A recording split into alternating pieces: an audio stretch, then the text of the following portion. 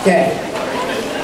All right, we're working on this one right here. Spring 2008, number 11. If you have my practice exam readers, did you do the homework? Do you guys so I can only speak for myself. I looked at all the questions.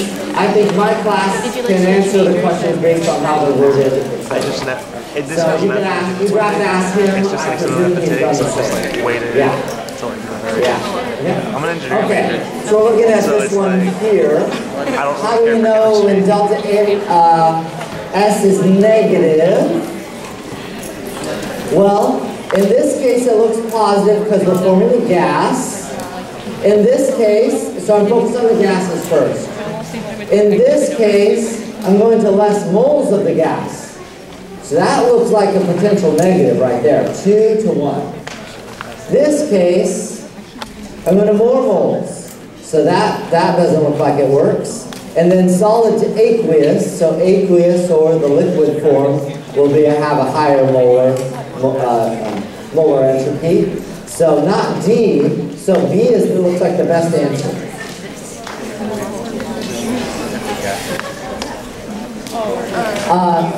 The question is, what about the solid to liquid? Remember the gas entropy is much, much higher, much, much more significant. So you're always going to focus on gas, then liquid or aqueous, and then solid last. Okay? Cool. All right. The rest of you don't have to come up here, but these people are trying to be up here for some reason, so that's cool. You're next, but I'll say it for everyone. Spring 6, number 18. We're talking this, the potassium iodide to just initiate precipitation. Okay? Page 101 of my reader, Spring 6, number 18. Okay, okay. I'm going to have to move this out of the way, unfortunately, so hopefully you got that. Was there a particular part you want to step on, or just a step? Okay, so we're talking about how to set this one up. We've got Ki. We want to know the mass of this such that we can initiate precipitation of Cui. So we want to get to this. We have 10 liters of a solution that has 0.01 molar copper 1+. Okay, so we've got that, and then we have the KSP for this. KSP equals 1.1 times 10 to the minus 12. All right, so the key here, this is a little bit different than some of the ones. It's actually easier, but it might have tripped you up a little bit. Because when it says just initiate precipitation, I'll ask the audience, K or Q? Just at what point am I at right now? If I'm initiating precipitation, I'm at equilibrium. That's K. So even though I don't have 2, because precipitation is just starting. So that was really the key phrase right there: initiate precipitation. So there we go. That's how to solve it. You want to go this and this. You've got that number. You need that number, and then once you get to the moles, then you'll get to the moles of that, and then convert to mass. Is that okay? So from here, it's just a conversion to mass. Okay? Okay, yes? How do I get there? Well, this will be a molarity. I know the volume. Okay. What was your question? Just want to keep going so I get to as many of you as I can.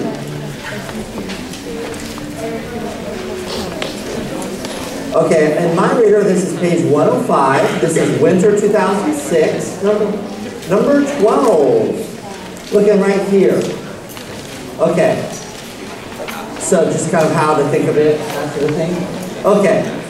This is a pretty classic multiple choice question.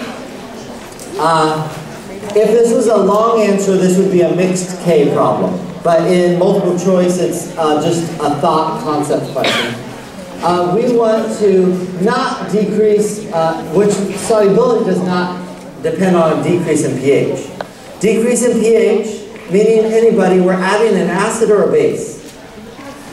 We're adding an acid, okay? That means I care about the cation or anion. Anion. So because the anion of all these are the ones that could be a base. We're not sure if it is, but if the anion is a base, then by adding acid, I'll increase the solubility. Or in other words, decreasing pH increases solubility. So when it does not depend on a decrease in pH, I'm looking for the anion that is not a base.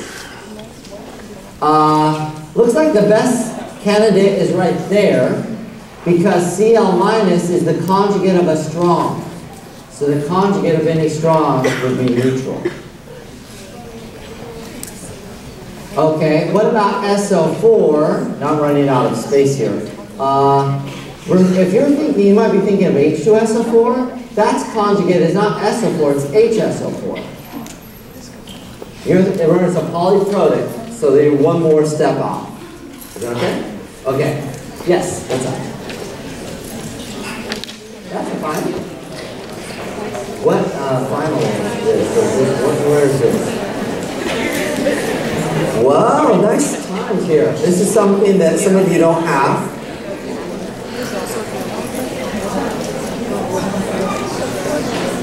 Oh, okay.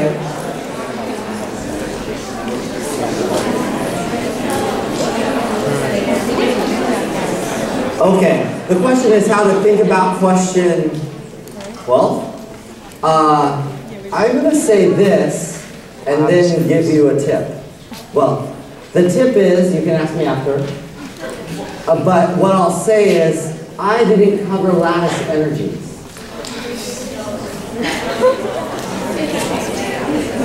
Okay, that didn't catch for everybody. Okay, let me say something else totally different.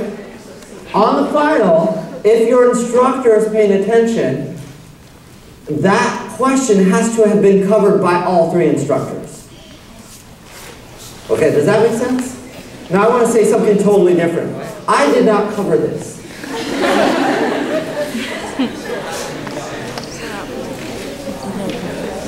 Okay, what's being said is they didn't cover it either. But again, on the final, there is nothing, everything that I covered is on the final. Yeah, now I'm not going to talk about this after. But we're going to just focus on it.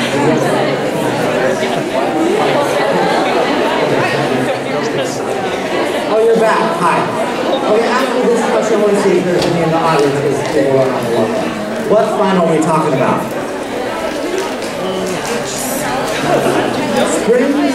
Spring 2008? Number 6. Oh, there's no answer. That's a problem.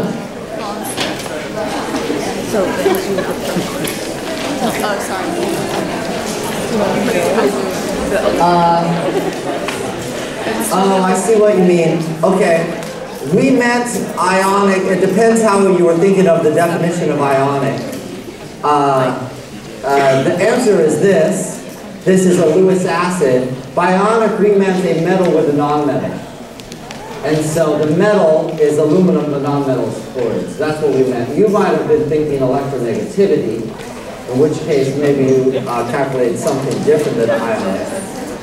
But according to the definition will mean is metal with a nonmetal. That's what that intended definition. By that definition. Is that okay? All right. Okay. In the audience, yes. 1, 2, 3. Oh my. I'm not going to get to all these, but 4, 5, 6 right there. 7, 8. Oh, where was number 1? 9. Maybe I will get to it. Yes. Winter 09, 26. This one right here. This is a dilute strong base problem. If you're not in my class, okay, whoa, sounds like I have no batteries. Let's see. Dead battery.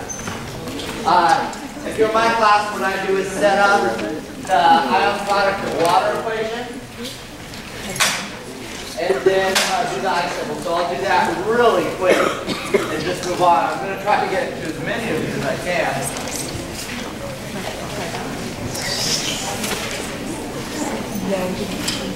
Okay, live battery. Here we go. So here's how I do these. When it's a dilute strong acid or dilute strong base, you know it's one of these. Oops. You know it's one of these if the concentration is around 10 to the minus 7, plus or minus a factor of, say, 1,000. What I do, this is not the way the book solves it. I write this equation. I put the concentration given under the appropriate one. So OH minus is 5 times 10 to the minus 8 molar. You ignore liquid. And this is not really an ice table, technically, but I set it up as if it is the ice table. And so I go plus X, plus X. So this is just the number I need.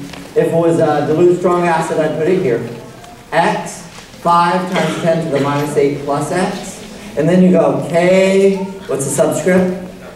W, which is on the back of the exam. That is given on the last page.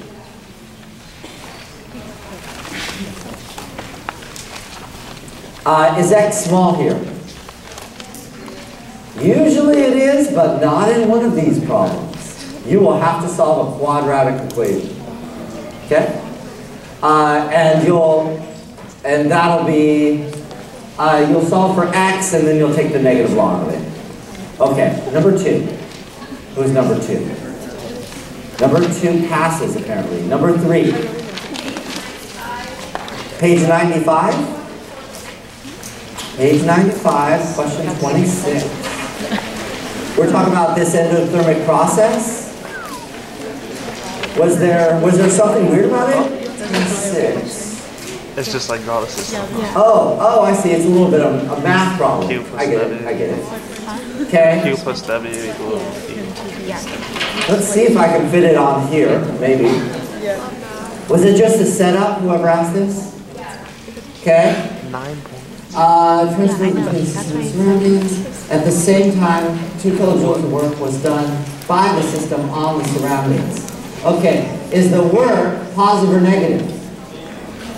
Work is Done by the system onto the surroundings. So it would be negative. We want to find the internal energy. That's Q plus W. You wanted A, B, and C? Okay. Oh, what's this? Q, positive or negative? Positive, so 5 minus 2 is 3. Did the internal energy on the system increase or decrease? Looks like it. If you go final minus initial for delta, it looks like it would have increased. Right? And then give the energy diagram. This is something pretty rarely asked, but this would be like initial energy, final, I guess we might write initial. And it could look in different forms, so I don't know how I wrote it in the key, but it could look in different forms, that's totally fine. It would be something like, let's see if I can fit it on here. Ooh, gosh. Delta U is a positive 3 kilojoules. So you put the units as well, for sure. I won't be able to fit it. And then we have a, I'll put it in a different color, a plus 5, and then a minus 2. This one of work, and this is heat. Just a graphic representation of it. Again, it could look different, but something of that sort would be totally fine. Okay, number 4. Yes. Oh, there's 2 4s. That's impossible. 2. Yes. What's up? Page 40.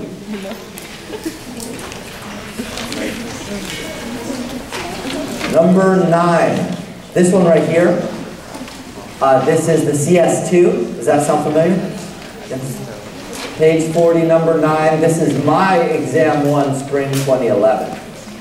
Okay.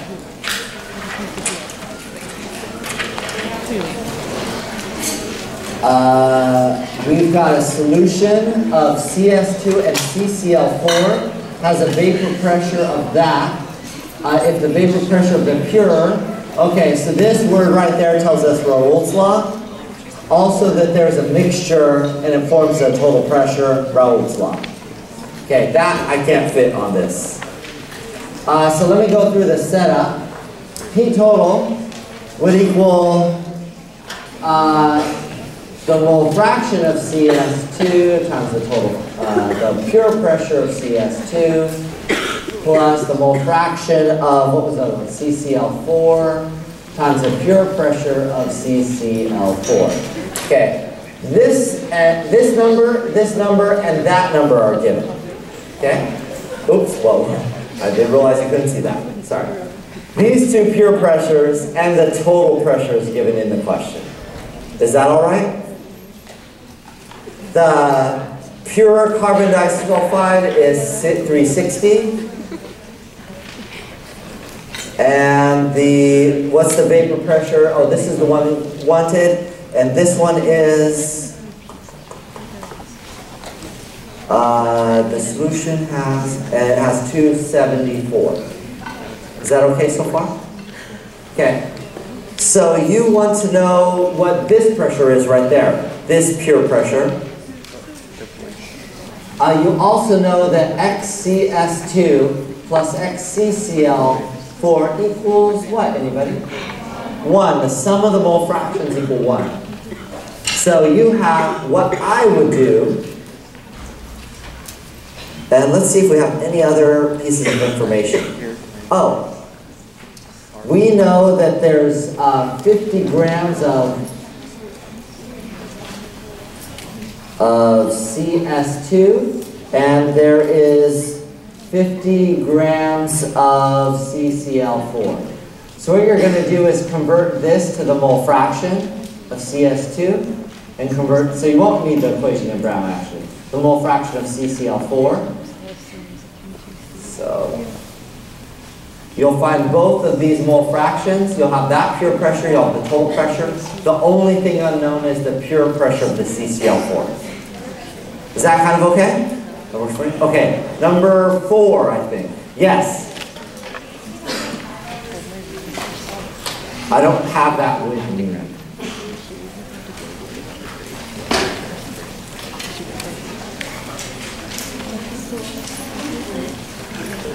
Awesome, thanks.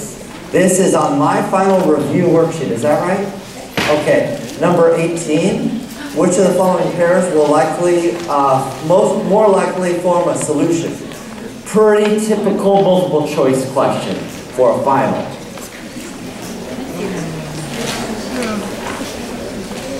It's this one right there. Okay, so to form a solution, I'm looking for either 2 polars or 2 non-polars. But I can't have a polar with a non-polar. So, E doesn't work, polar, non-polar. This doesn't work. There should be a there, E there, hexane. Polar, non-polar. Water, and this one might work if there's no other choices because we've got hydrogen bonding, but there's a lot of carbons there. Let's see if there's anything else. Chloroform. That's polar, and acetone, that's polar, and they don't have a lot of carbons. That kind of works nicely. I like B. I don't like A because that's polar, but that's non-polar. Does that work out okay? All right. You're 4, 5. No 5. 5 is back, yes.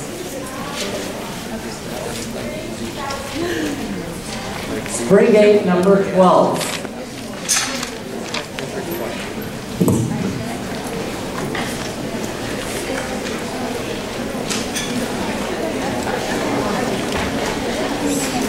Spring 8, number 12.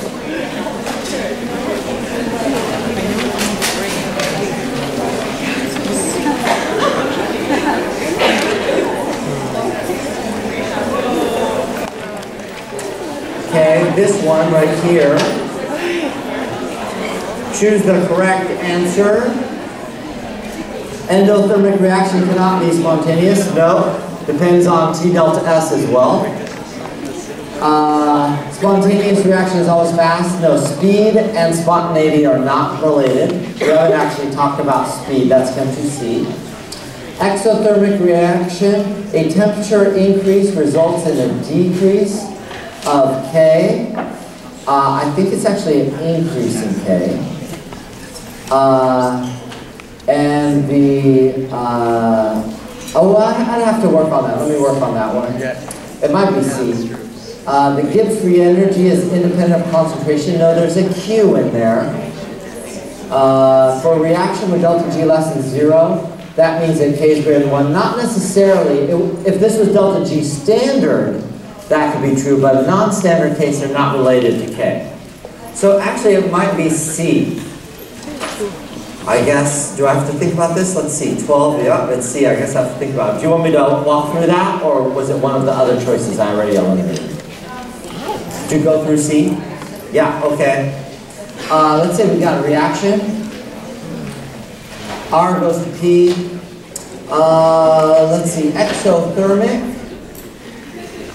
Like that, so that means we've got plus heat here in the products. Okay? So remember, temperature or heat, that's something that could affect K. All right. So let's see. For an exothermic reaction, a temperature increase. So I'm increasing temperature. That'll cause a shift to the left in favorability, or actually equilibrium here, so that K will actually go down. Yeah, that's right. Because there's going to be more products and less, or more reactants and less products. Okay? You were 5, I think. 6? No, 6, 7? Yes. One of you.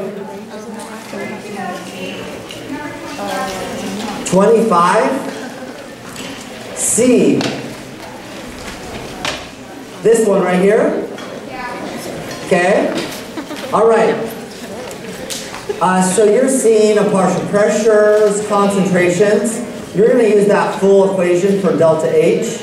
And I think they want you to find the pH. What you're going to do, I'll just set it up for you.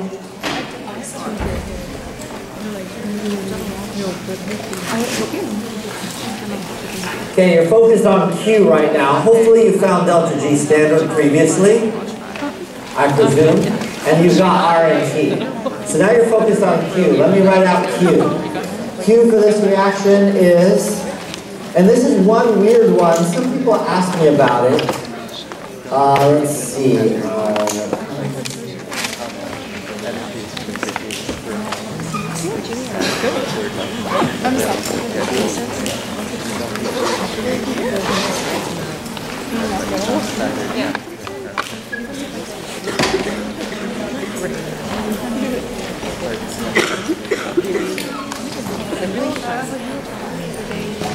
And the partial pressure, are you given the partial pressure here?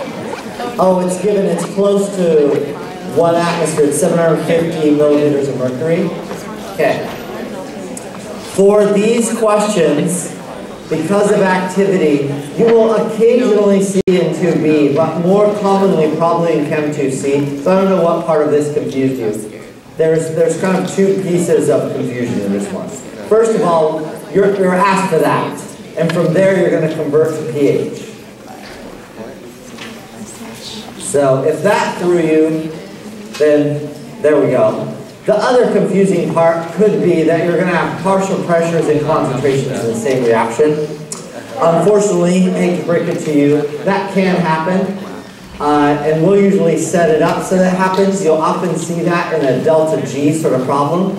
The reason that can happen is because of activities. Because we're really using activities, you know, behind the scenes or in advanced classes and not actually the concentrations or the partial pressures.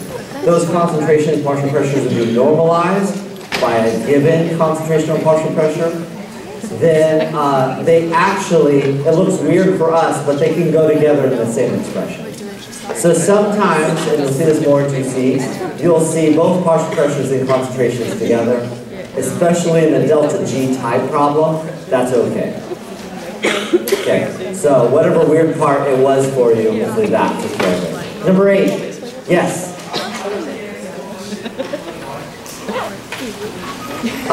Which final exam? Oh, yeah. Hold up, let me find it. Who is studying? Can you guys stop? This one.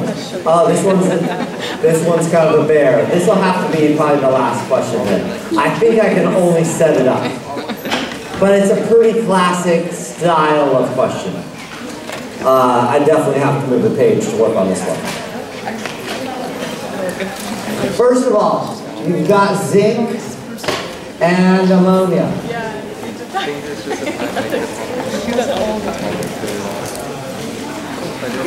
They are mixed at equal volumes. At equal volumes, that means these are going to drop down by half. Again, you're diluting it, you're doubling the volume, so the molarity will go down by half. Oops. Okay. That's the first weird thing about this. They also give you the KF. So let's write the reaction. The reaction's not given, so you have to write it yourself. But they give you the complex ion in the question. So you have this. You know the product, you just have to write the reactants. They're all aqueous. Let's see if I wrote it right. Okay. What you're going to do is an ice table for this. Okay? So do your ice table.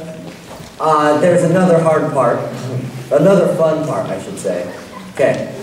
The second fun part, while doing the ice table, is you realize you can't do the ice table because you don't have a zero on the unfavored side. So you need to do stoichiometry, get your true I line. Okay, so you're going to subtract the smaller one and 4 times the smaller one here. I don't see you anymore, but I know you're back there somewhere. And then that's the start of the ice table. There will be a 0 on the left-hand side. Once you get that, then there's the last part. You're ready to finish the problem. We're coming in for a landing. Q for the zinc oxalate.